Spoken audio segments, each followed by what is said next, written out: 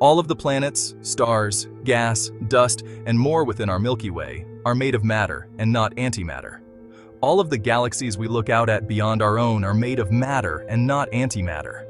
Galaxy clusters and the large-scale cosmic web point to everything being made out of matter and not antimatter.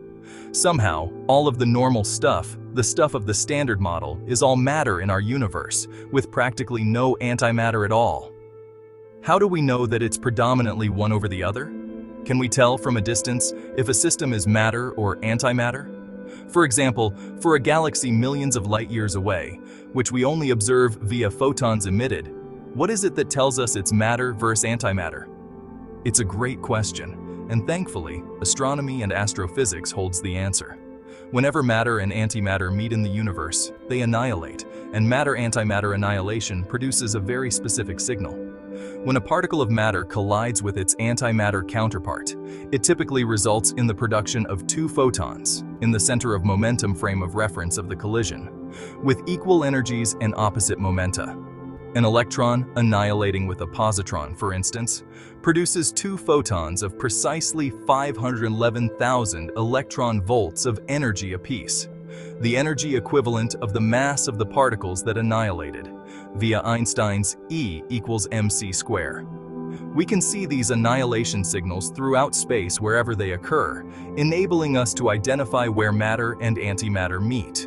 If there were planets, stars, galaxies, clusters of galaxies, or even intergalactic regions of space, where some were matter and some were antimatter, we'd see evidence of those high-energy photons from annihilation at the interface. The fact that we do see those photons, but so rarely and only in specific locations, mostly consistent with emissions from pulsars and active black holes, allows us to place tremendous constraints on what fraction of the universe, on a variety of scales, can be made of antimatter. Within a galaxy, you have to recognize that stars aren't just isolated objects, but rather have extended structures around them. Planets and moons, zodiacal dust in a plane, a Kuiper-like belt and a scattered disk, and an Oort-like cloud around them, spanning around a light year in any direction. A few times in every million years. And remember, we're already living in a universe that's 13.8 billion years old, or to make things clearer, 13.800 million years old. Another star-star system will pass within 1 light year or less of any given star. That means, over a star's lifetime, it should experience thousands of interactions with another star-star system within our galaxy. If there were any antimatter stars, complete with antimatter planets, antimatter moons, and antimatter bodies in their disk and the surrounding cloud, there would be a tremendous release of energy whenever the antimatter from that system interacted with the matter from the remaining stars in our galaxy. The fact that we don't routinely see high-energy emissions, such as gamma-ray bursts, coming from within our galaxy, tells us very strongly that there are no antimatter stars within our galaxy. The fact that we don't see it in nearby galaxy severely constrains the amount of antimatter that could be present within them. We can scale this problem up to larger cosmic scales as well. Within galaxy groups and galaxy clusters, there are plenty of observations of galaxies moving through these clusters, some of which move through them at breakneck speed. We find plenty of evidence for stars and gas within the intracluster medium, the space between the galaxies within the cluster, and this gas interacts with the galaxies that move through that space. We see the effects of gas stripping, tidal disruption, and star formation in and around these galaxies. But at the same time, there's no evidence of matter-antimatter annihilation. In other words, when we look at a galaxy group or a galaxy cluster, if any of the galaxies within them were made of antimatter, we would see the effects of matter-antimatter annihilation, where these antimatter galaxies interact with the remainder of the group or cluster. The fact that we've observed thousands upon thousands of galaxy groups and clusters in the universe, and never once have encountered a signal that would be consistent with this type of matter-antimatter annihilation, severely constrains how much antimatter could be out there. And on the largest cosmic scales of all, we can look at 3 different sets of systems. We can look at groups of galaxies that are colliding and merging with one another. We can look at separate galaxy clusters that are undergoing the process of colliding. And we can even look at the large-scale cosmic web, where enormous structures, collections of galaxies, can gather in filaments exceeding 1 billion light-years in length. In all of these systems, we find evidence for all the complex physics we expect to see if everything in the system is made of the same type of matter, either 100% matter or 100% antimatter. We see gas heating up and emitting X-rays where collisions occur. We see the evidence of this material separating from dark matter as the normal stuff experiences drag, heating, and the formation of new stars, but the dark matter simply passing right through itself and the normal stuff unimpeded. We see the emitted light rotating in its polarization, Faraday rotation, consistent with the presence of magnetic fields on galactic scales.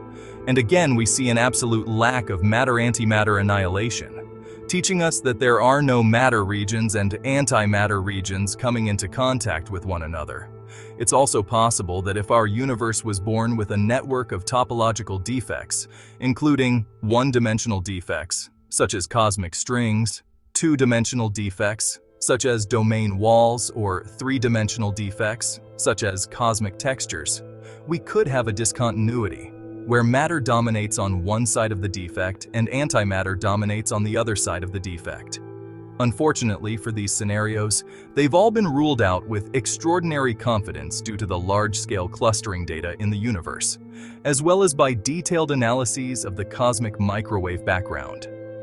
There are a number of theoretical mechanisms that one could propose to create separated regions in space, where one region contains matter and one contains antimatter, but all of them have at least one of the following two things in common. They create a discontinuity in the clustering data of the universe, one that would have appeared in galaxy surveys. They create an interface between the matter and antimatter regions, which would lead to lines, sheets, or broader regions where matter and antimatter would annihilate. The fact that these features are observationally absent means we can strongly conclude that our universe, for all intents and purposes, is 100% matter and only a negligible amount of antimatter. But let's say you wanted a wholly independent line of evidence to look at to determine the matter abundance in the universe. Would such a thing, independent of stars, galaxies, clusters of galaxies, and the gamma-ray sky it points to, actually exist? Indeed it would. We have the abundance of the light elements, formed during the early stages, the first few minutes of the hot Big Bang, that were created during the earliest stages of nucleosynthesis.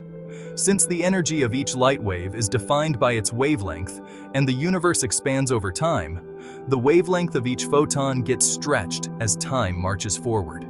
If we extrapolate backwards instead, however, we find that the wavelength of each photon was shorter, more compressed, in the past, meaning that the farther back we look in time, the hotter the universe was back in those early stages. At some point, the universe was so hot that neutral atoms were an impossibility to form, as there were not enough photons of sufficient energy to prevent electrons from stably binding to the atomic nuclei that were present. But if we like, we can go back even farther than that. On the one hand, this is a good thing. If there were equal amounts of matter and antimatter in the universe, almost all of it would have annihilated away. At present, there would be less than one particle of either matter or antimatter per cubic kilometer in the universe remaining. As it stands, however, the universe is much denser than that by about a factor of 1 billion, and practically all of what remains is matter, not antimatter. But the only way we know of to convert energy into mass, or to convert mass into energy, always has the same result. The number of matter particles minus the number of antimatter particles is always a constant.